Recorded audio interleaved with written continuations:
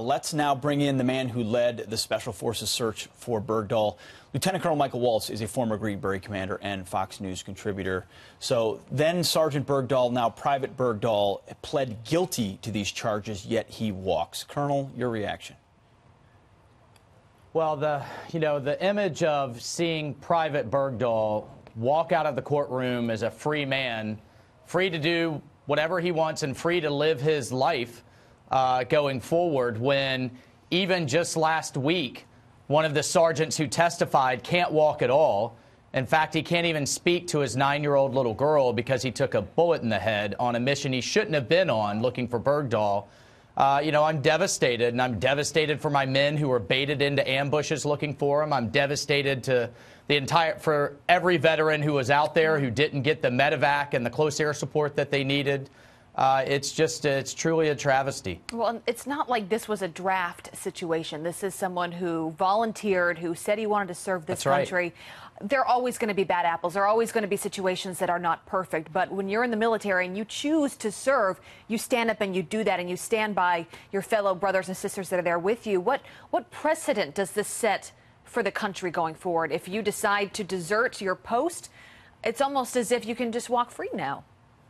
Well, I think you make a great point in that we have an all-volunteer force now. We know what we're signing up for. Right. It's less than 1% that do it, and you absolutely must know as a veteran, particularly in these types of wars where you're out there and it's so remote, that you have to know that your brother and sister to the left and right of you is going to stand firm with you and certainly not desert you. He pled guilty to misbehavior in front of the enemy, and what that means is that he willfully endangered his fellow soldiers. Now, there's been a lot of debate on, and clearly the judge gave him time served for his, for his captivity, but there's a whole body of thought out there that he actually collaborated. We have to keep in mind that his treatment while in captivity, he's the sole source of what happened. Colonel, we don't have that corroborated from anyone else. Colonel, I don't want to put you on the spot, but you've heard the president's comments about it and how he feels about the military. Do you feel like this was something that Barack Obama did? I won't say maliciously or intentionally, but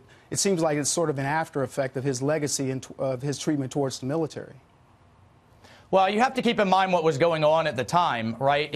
There was other agendas at play with this trade. He thought, President Obama thought that this trade of the Taliban 5 for Bergdahl would kick off peace talks with the Taliban, and then there was also no agenda at play there to shut down Guantanamo. So he kind of thought he could get a twofer, and then it was politicized and publicized to get the VA scandal that was going on at the time, if you recall, off the headlines. So, there were a number of factors. I think it completely missed the boat for how the military thinks and what we go through, but it wasn't surprising. Colonel, I just have to ask, as someone who has respect for the military justice system, how does this happen?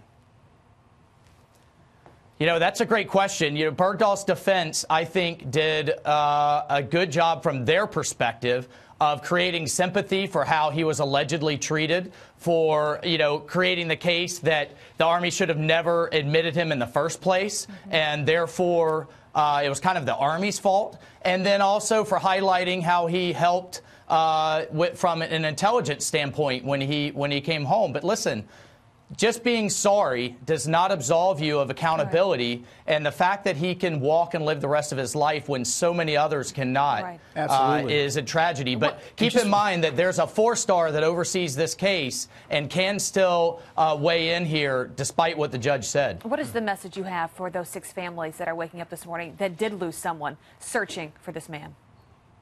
That their sons were out there living up to their oath. We all knew at the time of the search that Bergdahl had deserted. He had stacked up his gear, he had sent emails to his father, and that he deserted his post. Yet we did not let our foot off the gas at all in terms of our search for him, not only to get an American back who had done this to us, but we didn't want the enemy to have the propaganda value.